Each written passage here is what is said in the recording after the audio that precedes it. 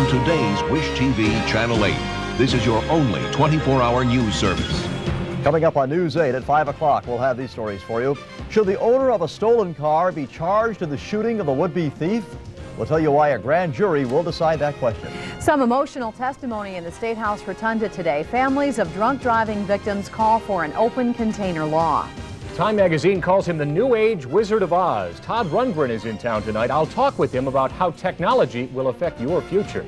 Plus, Patty chats with the very busy actor Nick Nolte about one of his just-released movies, I'll Do Anything. Plus, Mark Patrick, Dirk Laneck, and Cliff Nicholson's First Weather next as your 24-hour news service continues. Both in college and in the workplace. The plan is part of Indiana's long-term goal of trying to ensure that every citizen is literate by the year 2000. Well, you hear the buzzwords all the time. 500 channels, information superhighway, interactivity. Technology is changing fast, but are people ready for it? And are the companies developing the technology ready for it? In a moment, we'll talk with a man who's wrapping up the world's first ever interactive concert tour, Todd Rundgren, in today's Life in the 90s report. To go on long and strong. Discovery is scheduled to return to Earth on February the 11th. In Indianapolis tonight is a man who's made almost 30 record albums, produced more than 50 others, including Meatloaf's Bat Out of Hell, designed computer software, and who always seems to have his finger on the pulse of where things are headed next. This afternoon, I talked with Todd Rundgren. He's on the world's first ever interactive concert tour, which stops at the Vogue tonight. Since last fall, Todd Rundgren has taken this show to Japan and across the United States. It combines computers, video, and live performance. Rundgren has been making music and testing the limits of technology for more than a quarter century now. He says while interactive is a buzzword these days, especially when it comes to talk of an information superhighway, talk can be cheap. The theorists and the ultimate content providers and the people who are touting the so-called information superhighway are not necessarily in sync right now.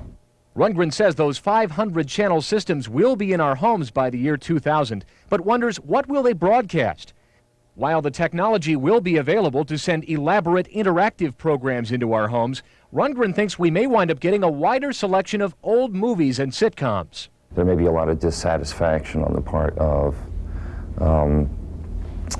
the end user, particularly if they have to spend a lot of money to be an early adopter and then suddenly discover that there's this kind of like very wide, empty highway out there, you know, with nothing really on it, or it's the equivalent of a highway with, you know, nothing but ugly billboards and crap all down the side of it. Rundgren is on the road touring to support his interactive album. When played on the Philips CDI system, a listener can build a performance to their specifications. Several other musicians have since released interactive projects, including Peter Gabriel, but Rundgren says there's still a lot of resistance. The problem again is no longer that this is technically difficult to attain or that the audience is not interested in it.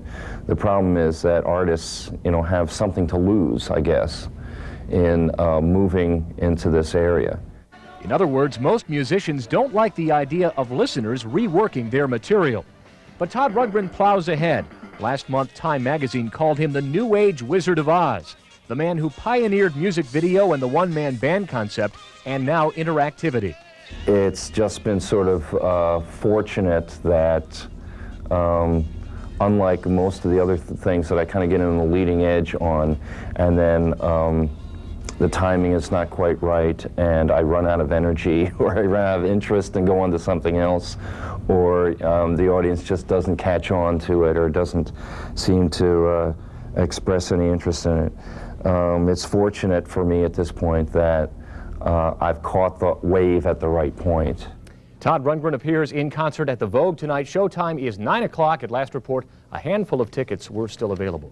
No, you'll be there. I will be there. Okay. Well, there's a lot more news to tell you about. Coming up tonight at News 8 at 6 o'clock, and Mike Ahern is in our newsroom now to tell us about it. Hi, Mike. Hello, Tina. Thanks.